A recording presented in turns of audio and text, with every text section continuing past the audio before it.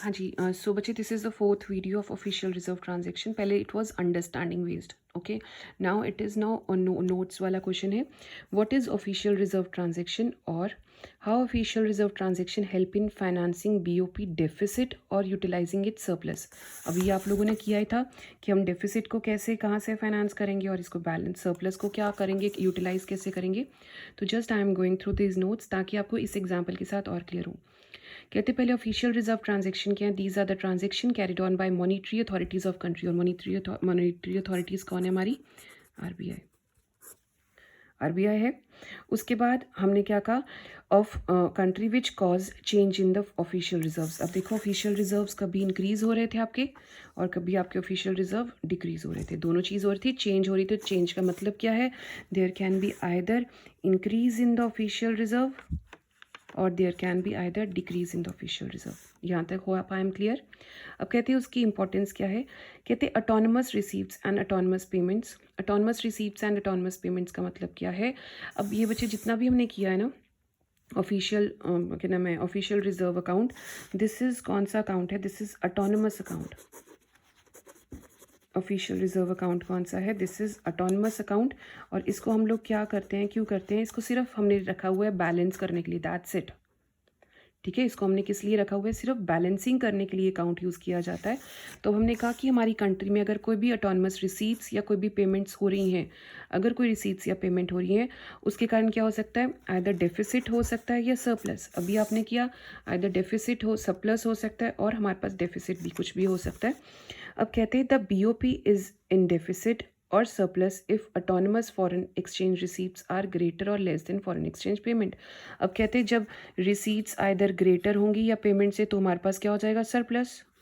ये तो हमारे को पता ही है। और अगर रिसीट्स अगर हमारी कम होगी तो हमारे पेमेंट से, तो हम क्या कहेंगे? हमारी deficit.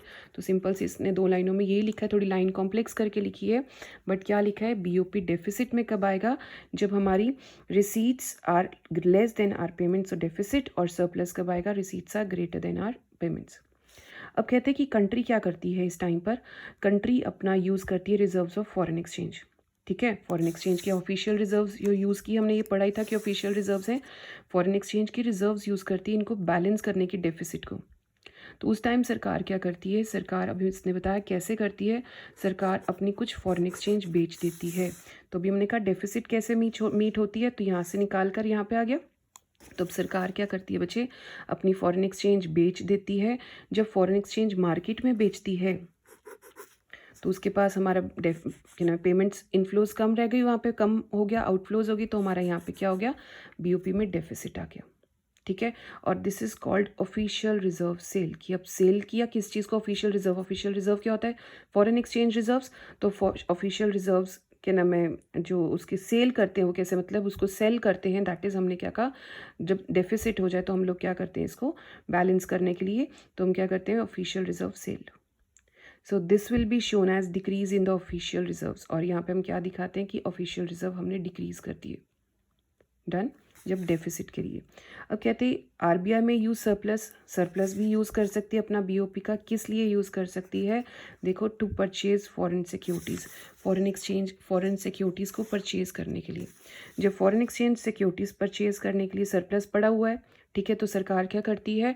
Foreign exchange securities, foreign currency, gold वगैरह खरीद लेती है, विच में result in increase in reserves. और उसके कारण क्या होते हैं? रिजर्व्स उनके और ज़्यादा बढ़ जाते हैं। क्लियर हो गया? यहाँ से पैसा आया, कहाँ चला गया? यहाँ पे। तो हमने यहाँ क्या कहा कि सरकार क्या करती है, क्योंकि कैपिटल अकाउंट का पार्ट है, तो foreign exchange, foreign securities, gold, ये सब कुछ क्या करती है? सरकार इंक्रीज कर लेती है। Hope I am clear with this question. Now next question is, अगर कहते हैं करंट अकाउंट में डेफिसिट होगा तो कहाँ से पैसे आएंगे? How is current account deficit finance? की अगर करंट अकाउंट के अंदर रिसीट्स जौन सी हैं कम है, डेफिसिट कब आता है? रिसीट्स कम हो देन पेमेंट्स। तो कहते हैं जब डेफिसिट है उसको पैसा कहाँ से मिलेगा? ठीक है, तो हमने कहा सबसे पहले क्या सरकार के पास option? By selling its asset. अपने एसेट सरकार बेच दे। ठीक है, और सेकंड क्या है? बाय बोरिंग फ्रॉम अब्रॉड, बाहर से बोरो कर सकती है।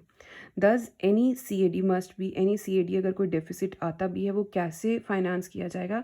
Bye capital account surplus. और कैपिटल अकाउंट के सरप्लस के साथ इसका डेफिसिट हम लोग कर सकते हैं बैलेंस। ठीक है, सो हमने यहाँ पे ये बात की थी, balance on current account plus balance of capital account is equal to zero.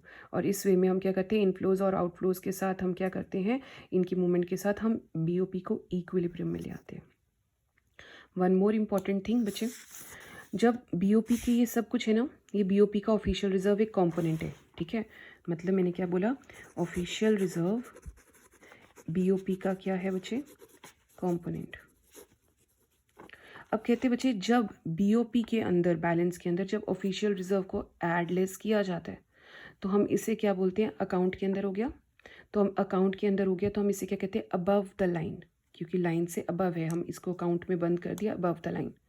लेकिन अगर इसे अकाउंट से बाहर शो किया जाता है, खाली इतना ही पार्ट लिया जाता है, बाकी पार्ट नहीं लिया जाता, मतलब ये पार्ट नहीं लिया जाता ऑफिशियल रिजर्व का, तो हम क्या कहते हैं, इसे अकाउंट के बाहर, यहाँ तक अकाउंट क्लोज हो जाता है ओवरऑल बैलेंस के साथ, हम इसे क्या दिखाते हैं, बाहर दिखाते हैं। That is called below the line.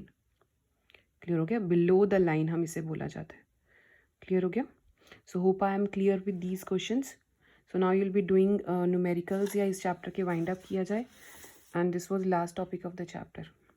Okay बच्चे, thank you, bye.